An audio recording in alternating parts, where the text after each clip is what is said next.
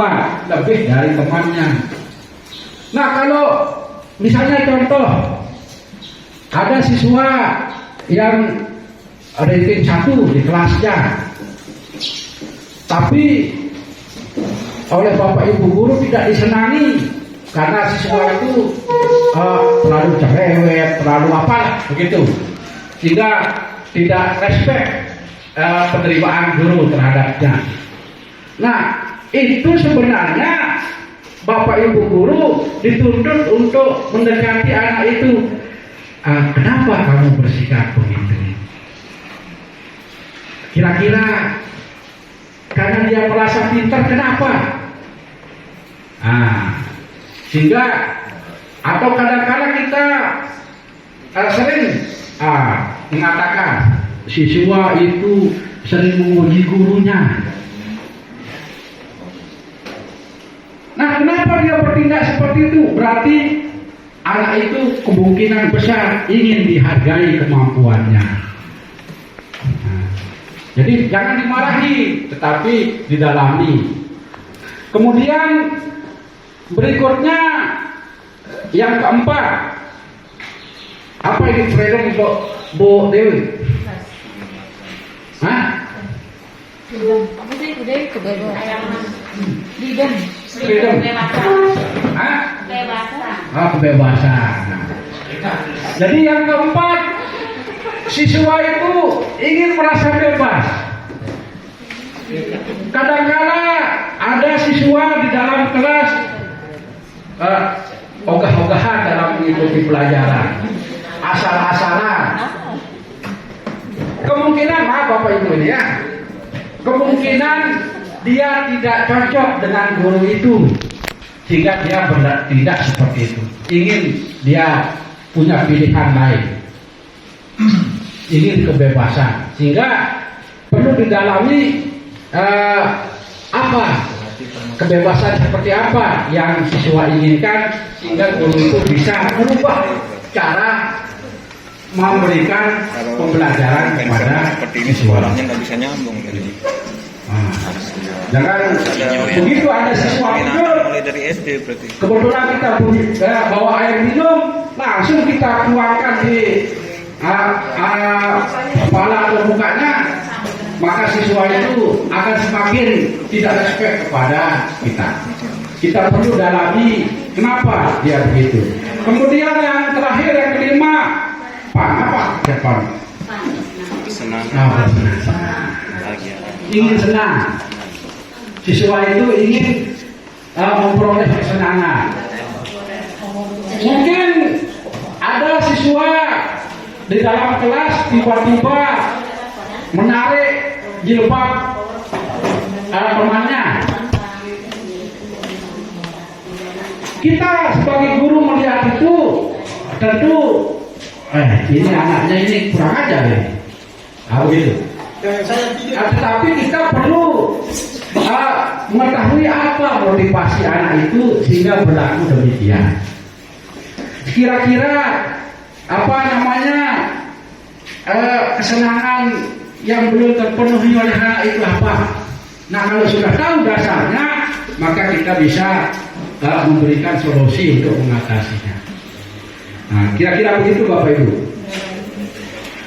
Kemudian untuk mengatasi siswa yang bermasalah, kita ditawarkan posisi kontrol. Jadi guru itu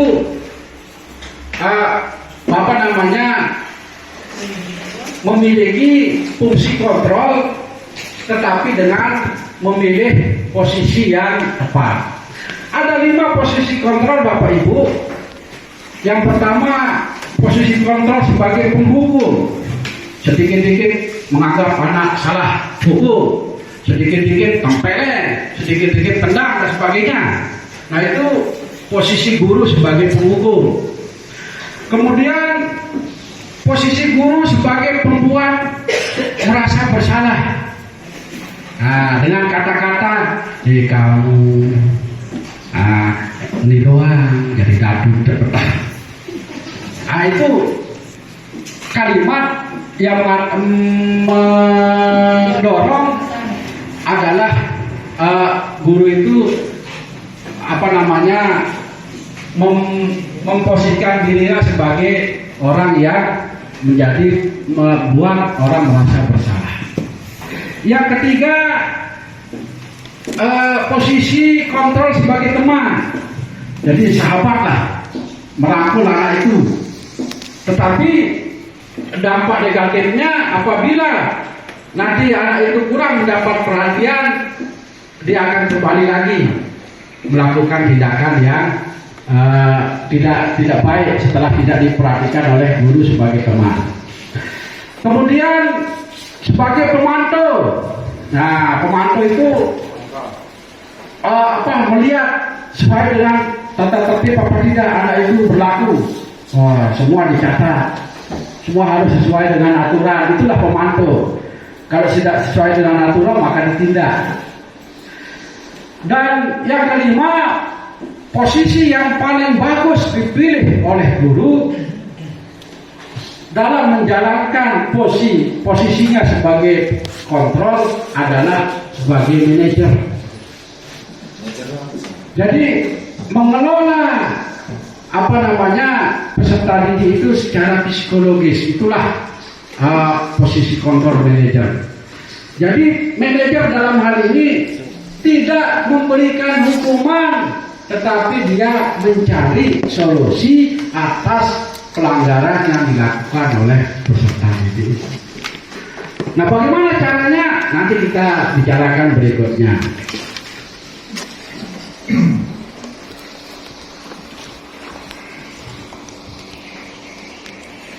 Nah, untuk melakukan kegiatan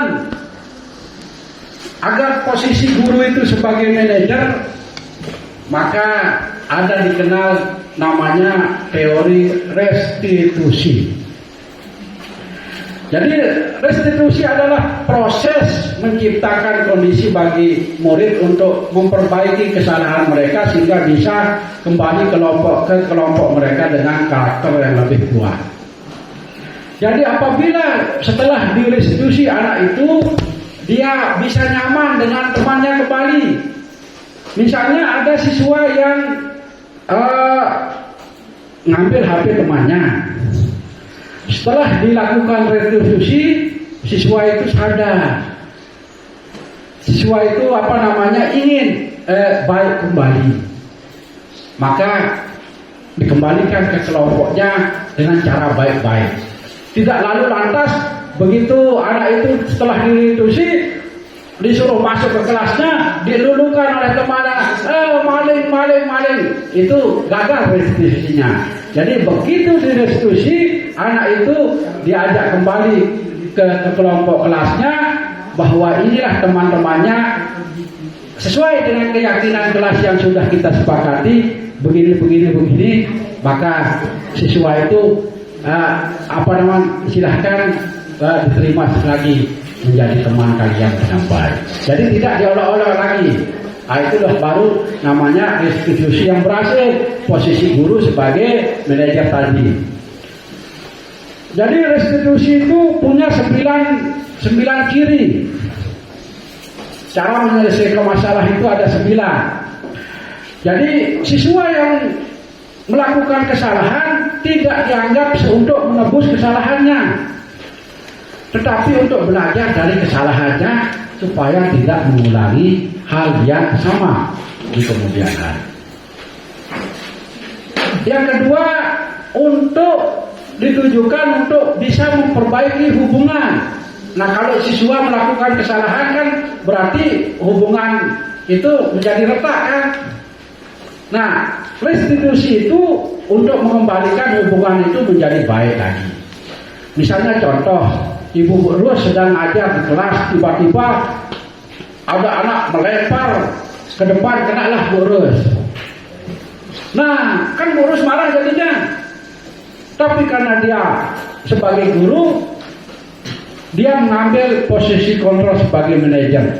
Diajaklah anak itu ke ruang guru atau ke ruang tertentu. Nah, lalu di dalam proses itulah memperbaiki hubungan. Jadi tidak ada dendam lagi, tidak membenci lagi dan sebagainya. Itu memperbaiki hubungan. Kemudian restitusi itu tawaran, bukan paksaan. Misalnya contoh, ada siswa kedapatan merokok, lalu kita suruh merokok lagi di apa namanya di lapangan, itu namanya memaksa. Nah, sebagai tawaran siswa itu diberikan solusi bagaimana kalau tidak bisa, ini pilihan terburuk kan, kalau tidak bisa berhenti merokok, ya jangan sampai mengulangi merokok di kawasan sekolah lagi. Karena tidak mungkin anak dipaksa untuk tidak lagi melakukan kegiatan yang salah pada saat itu, tidak mungkin. Iya, pada saat itu patuh kepada kita, nggih Pak, ada mendoh bini aja, wah, dekat lagi. Nah itu namanya paksaan. Kemudian yang keempat, restitusi itu menuntun, jadi membimbing siswa, membimbing supaya dia bisa berperilaku menjadi orang yang baik. Lalu restitusi itu yang kelima, mencari kebutuhan dasarnya tadi. Kira-kira kebutuhan dasar apa anak itu yang belum terpenuhi sehingga dia melakukan penyimpangan. Kemudian yang keenam, restitusi itu merupakan langkah untuk memperbaiki diri dari kesalahan yang pernah dia lakukan secara bermartabat. Kemudian restitusi fokus pada karakter. Jadi untuk menumbuhkan perilaku baik pada anak itu. Itulah tujuan dari restitusi. Nah, kemudian yang kedelapan, restitusi itu fokus pada solusi. Jadi memberikan penyelesaian atas masalah yang dihadapi siswa. Jadi kalau belum sampai kepada solusi, maka itu gagal usaha kita sebagai guru. Harus bisa menyelesaikan masalah. Malah kalau tidak ada solusinya akan bias, berkembang menjadi masalah baru. Misalnya sekarang kita tempelin anak itu karena melanggar peraturan sekolah, tapi tidak kita berikan solusi pada saat itu. Nanti besoknya dia pulangnya sampai di rumah dia lapor, saya sudah ditempelin sama Pak Guru itu. Dicari kita oleh orang tuanya. Masalah kan? Nah, jadi kita harus bisa menyelesaikan masalah itu, bukan menimbulkan masalah baru lagi. Dan yang terakhir, ciri restitusi yang ke-9 adalah mengembalikan murid itu pada kelompoknya secara baik, memiliki akhlak yang baik. Tidak lagi punya keinginan untuk melakukan hal-hal yang bertentangan lagi.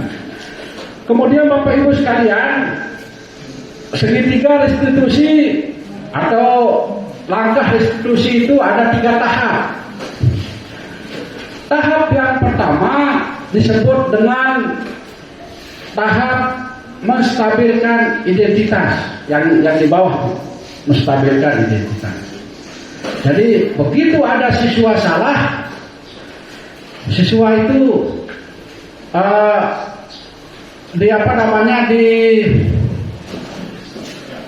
dibuktikan dulu apakah dia memang betul sebagai pelaku nyata fakta dari pelanggaran yang dilakukan. Jadi stabilkan identitas dulu. Setelah itu yakin, maka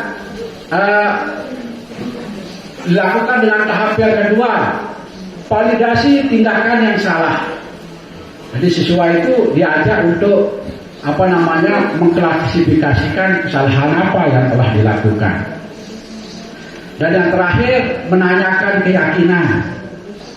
Kan tadi Bapak Ibu sudah membuat keyakinan kelas, kesepakatan kelas, ketentuan-ketentuan yang tidak boleh dilanggar di kelas itu.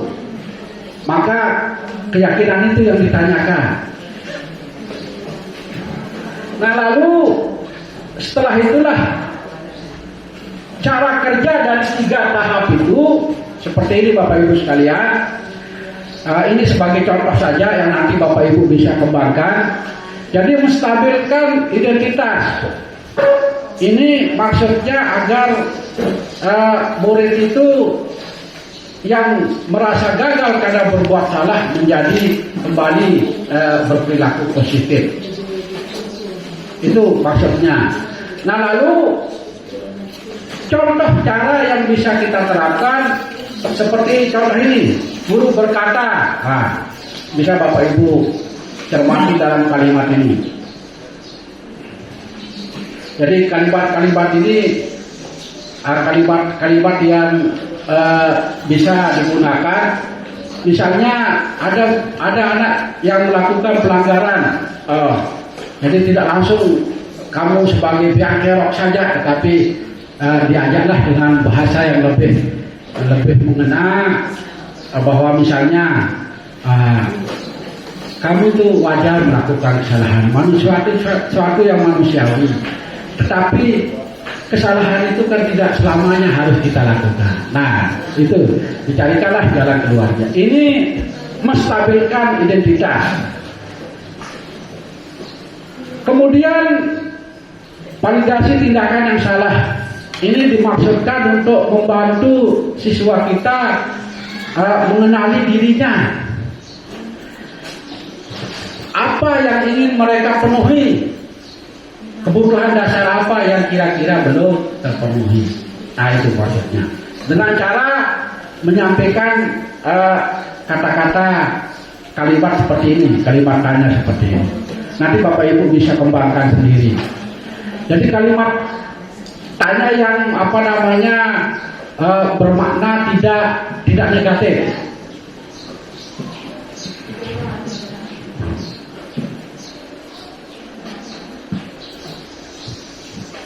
Kira-kira bisa ini ditangkap Bapak Ibu? Alhamdulillah. Kemudian menanyakan keyakinan, ini tahap terakhir dari restitusi itu. Jadi maksudnya murid yang melakukan pelanggaran itu diajak kembali untuk mengenal nilai-nilai universal yang pernah mereka sepakati di kelasnya secara bersama. Mungkin nanti kalau sekolah kita menjadi sekolah penggerak, akan ada namanya kesepakatan sekolah. Kalau ini kesepakatan kelas, karena kita guru mata pelajaran.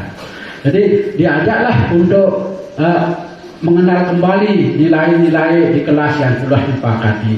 Bagaimana cara penyelesaiannya? Kan sudah disepakati di sana. Kalau dia melanggar, apa konsekuensinya? Itu semua disampaikan. Nah sehingga anak itu dengan cara atau langkah yang baik yang kita lakukan akan tergugah untuk mengenal nilai-nilai universal yang mereka telah sepakati sendiri. Nah setelah itu barulah setelah tahap meyakinkan keyakinan itu, siswa itu jangan dibiarkan langsung kembali ke kelasnya. Tetapi kita mengajak anak itu, misalnya wali kelas atau guru mata pelajaran, membawa anak itu kembali ke kelompoknya. Bahwa ini anak ini sudah begini-begini, tidak lagi akan ini, maka terimalah teman Anda lagi menjadi teman yang baik. Tidak untuk diperolok-olokkan lagi, tidak untuk dihina dan sebagainya. Nah itu Bapak Ibu sekalian secara singkat tentang pengembangan budaya positif di sekolah. Nah, secara lebih mendalam bisa kita sharing. Nanti Bapak Ibu yang membutuhkan materi lebih lengkap sudah ada di sini, kita bisa saling berbagi. Nah, terima kasih atas perhatiannya. Mohon maaf kalau ada hal-hal yang kurang berkenan bagi Bapak Ibu. Terima kasih. Assalamualaikum warahmatullahi wabarakatuh. Mungkin ada yang perlu tanya jawab terus. Baik, demikian penyampaian materi telah disampaikan. Barangkali ada hal-hal yang